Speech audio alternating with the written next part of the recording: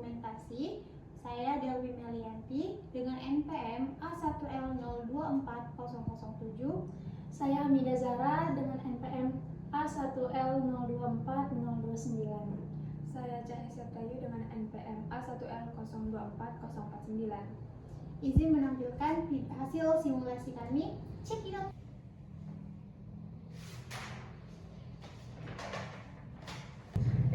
Teman-teman, kita kan dapat tugas aplikasi instrumen ya.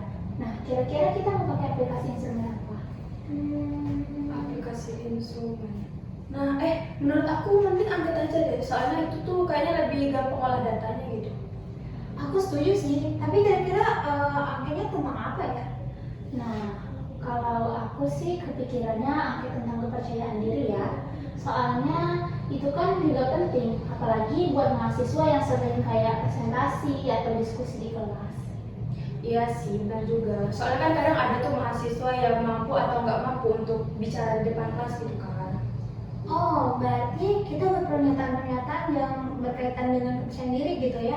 Terus kayak misalnya tuh kayak keberanian mahasiswa tuh untuk menyampaikan pendapat mereka, terus juga kayak tingkat kepercayaan diri mereka untuk tampil di kelas lah ya. Nah ya, bagus sih. Nah terus untuk jawabannya itu kan kita bisa kayak pakai sekaliker. Nah dari sangat setuju dan sampai dengan tidak setuju. Berarti nanti kita pakai yang sekalikernya itu dari 1 sampai 5 ya. Yang di tengahnya itu ada ragunya itu. Bagus sih, biar responden juga mudah untuk memahami apa yang ada di isi angket itu.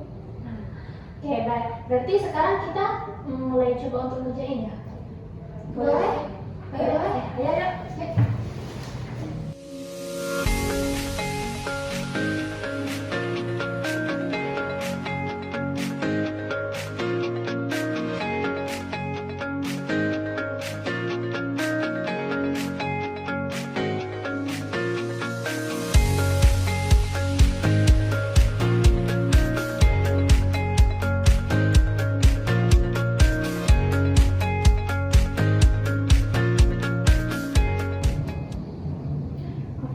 Ini kan kita sudah buat nih pernyataan untuk tingkat kepercayaan diri mahasiswa. Coba kalian cek dulu apakah pernyataan udah jelas atau belum.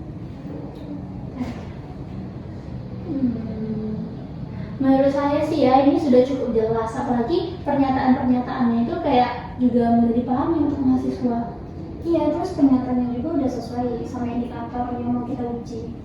Oke, berarti angket ini udah siap ya untuk kita gunakan.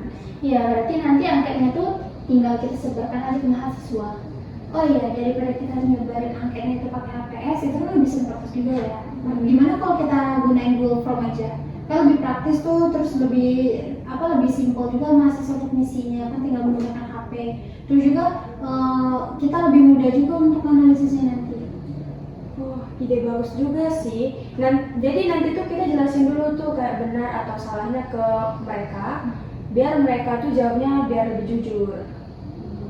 Berarti benar ya, sama kita kasih tahu juga nanti ke mereka kalau data mereka itu tuh cuman untuk keperluan analisis saja. Terus mereka jadi nggak usah khawatir gitu kalau untuk mau ngisi angketnya. Oke, berarti nanti pas di kelas kita buka dulu, terus kita jelasin tujuan angket kita ini apa, terus baru deh kita sebar linknya. Berarti nanti kita waktu masuk kelas itu ngasih mereka waktu sekitar 10-15 menit aja nggak sih? Biar nggak terlalu lama gitu. Nah ya benar sih, setuju juga. Nanti kalau misal mereka ada yang bingung sama pernyataan-pernyataannya kan, kita juga bisa bantu untuk menjelasin gitu. Oke, berarti udah siap semua ya? Yuk kita ke kelas, sekalian kita mulai kita penyebaran angketnya. Oke, yuk.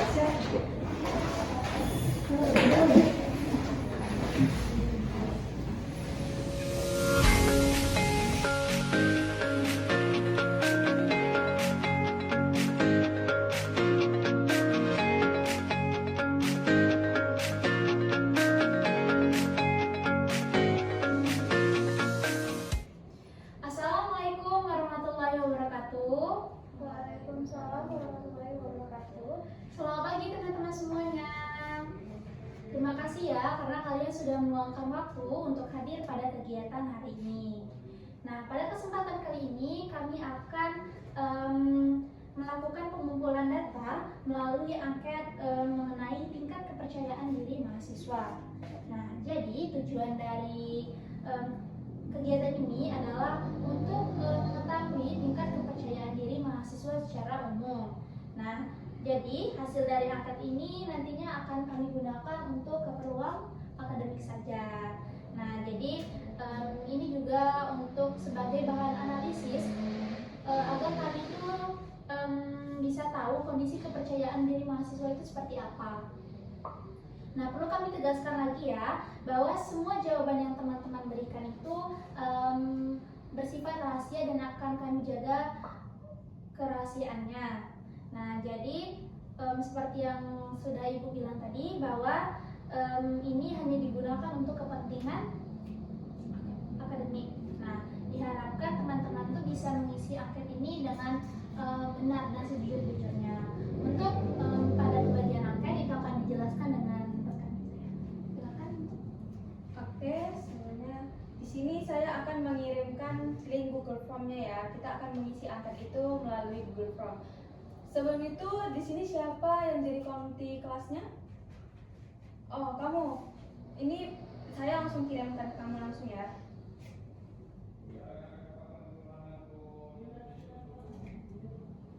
Oke, sudah. Ya, tolong langsung dibagikan ke grup kelasnya. Ada grup kelas kan kalian? Ada. Sudah pada dibuka? Oke, sudah ya. Nah, di sana kan ada data tuh. Kalian isi dulu datanya dari nama sama NPM. Setelah itu, kalian berikutnya, terus kalian lihat tuh pernyataannya. Bacalah dengan cermat dan teliti pernyataan-pernyataan tersebut. Terus jawablah pernyataan itu sesuai dengan keadaan diri kalian masing-masing. Nah, di sana itu ada 5 pilihan, yaitu STS, yaitu sangat tidak setuju, yang artinya jika pernyataan itu tuh sangat tidak sesuai dengan diri kalian. Terus ada TS itu tidak setuju, yang dimana nggak terlalu sesuai deh sama kalian, tidak sesuai sama kalian. Terus tuh ada ragu, ragu. Nah, ragu itu tuh kalian itu kayak bingung nih antara sesuai atau tidaknya. Terus ada setuju. Kalau setuju itu artinya sesuai dengan kalian. Sudah itu ada sangat setuju. Sangat setuju itu berarti itu sangat-sangat sesuai dengan kalian. Nah, di sini kami memberikan waktu untuk kalian itu selama 10 sampai 15 menit. Jadi kalian itu bisa mengisinya dengan santai dan tenang. Tolong jawab dengan jujur dan benarnya ya. Mungkin sekarang kami kasih waktu untuk mengisi sekarang. Oke, silakan mengisi ya teman-teman semuanya. Nah, udah semua kan isi anketnya, jadi di sini kami ucapkan terima kasih atas partisipasi kalian untuk mengisi angket tersebut. Jadi kami akhiri, wassalamualaikum warahmatullahi wabarakatuh.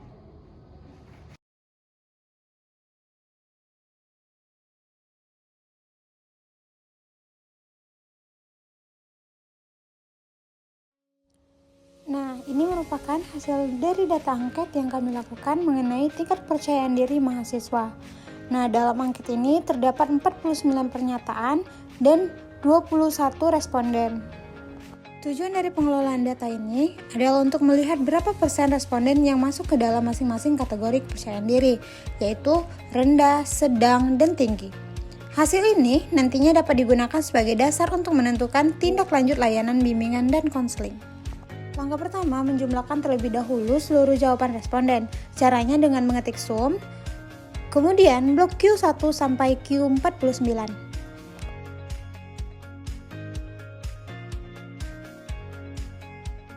Lalu klik enter, maka akan muncul total skor dari setiap responden. Setelah mendapatkan total skor, langkah selanjutnya adalah menentukan kategori kepercayaan diri dari setiap responden. Untuk menentukan kategori sebenarnya kita perlu mencari interval skor terlebih dahulu. Akan tetapi, Kelompok kami dalam penelitian ini, interval itu sudah ditentukan sebelumnya sehingga kita bisa langsung menentukan kategorinya. Pada bagian kolom kategori, ketik rumus berikut.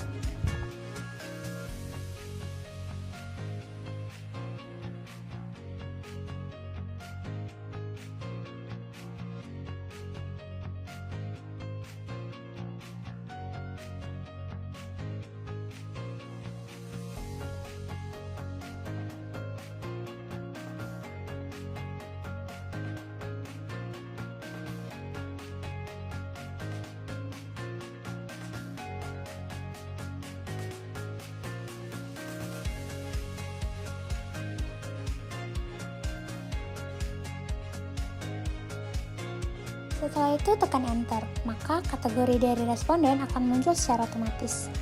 Berdasarkan hasil yang terlihat, hampir seluruh responden memiliki tingkat kepercayaan diri tinggi, dan hanya terdapat satu responden yang memiliki tingkat kepercayaan diri sedang. Selanjutnya, kita mengisi kolom F atau frekuensi, yaitu jumlah responden pada setiap kategori. Kemudian kita isi frekuensinya, itu bagian tinggi itu ada 20, terus di bagian yang sedang itu ada 1, lanjut yang di bagian rendah itu tidak ada, jadi itu 0. Lalu untuk menghitung seluruh frekuensinya itu klik sum, setelah itu blok seluruh data frekuensi, lalu enter, maka muncul seluruh data frekuensinya yaitu 21. Setelah total didapatkan, langkah berikutnya adalah menghitung persentase. Caranya dengan mengetik sama dengan, lalu klik nilai frekuensi pada kategori yang ingin dihitung, kemudian ketik garing atau bagi, lalu klik total frekuensi, kemudian tekan enter. Maka muncul persentase yang ingin dihitung. Lakukan hal yang sama untuk kategori kepercayaan diri sedang dan rendah, sehingga akan diperoleh persentase masing-masing kategori.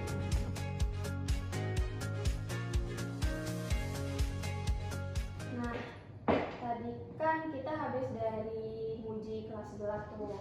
Ini hasil datanya udah keluar. Tadi kan ada 21 responden. Nah, hasilnya tuh kayak gini. Kan dari 3 kategori ini, dari kepercayaan diri tinggi, sedang dan rendah. Nah, di bagian tinggi ini ada 20 mahasiswa atau kalau bisa dipersenkan itu jadi 95,23%. Terus yang di bagian sedang ini ada 1 mahasiswa. Cuma 1 sih. Terus kalau dipersenkan jadi 4,76%. Terus kalau yang rendahnya alhamdulillah nggak ada yang rendah. Berarti hal ini tuh menunjukkan bahwa sebagian besar mahasiswa itu memiliki tingkat kepercayaan diri yang tinggi ya? Iya. Jadi mahasiswa pada kelas tadi umumnya sudah cukup yakin terhadap kemampuan dirinya. Betul, mahasiswa sudah cukup percaya diri dalam menyampaikan pendapat maupun menjalankan aktivitas akademik mereka. Ya, tapi masih ada 1 nih mahasiswa yang kategorinya ini sedang, yang berarti dia ini masih sering ragu untuk kemampuan sendiri. Kalau begitu, apa yang kita lakukan untuk meningkatkan kepercayaan diri mahasiswa tersebut?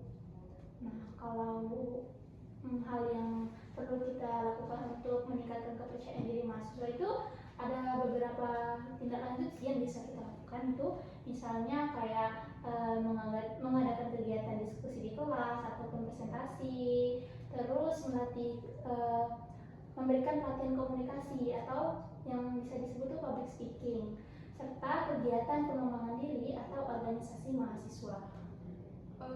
Ini bisa juga kok dipakaikan bimbingan konseling sama bimbingan kelompok sama konseling kelompok, itu kalau yang diperlukan.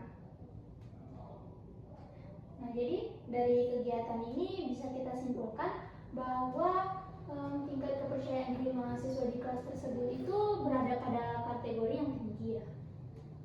Iya, tapi tetap perlu dilakukan kegiatan kayak mempertahankan kepercayaan diri mahasiswa itu sih. Nah, jadi berarti udah tahu kan kita tindak lanjutan dari analisis kita ini. Nah, semoga aja ya hasil analisis kita ini dapat memberikan manfaat bagi mahasiswa untuk berkembang di lingkungan kampus. Ya sih, semoga lancar. Semoga mahasiswa itu bisa berkembang sesuai kemampuannya masing-masing. Iya, biar bisa beradaptasi dengan teman-teman yang lain. Ya. Terima kasih ya teman-teman.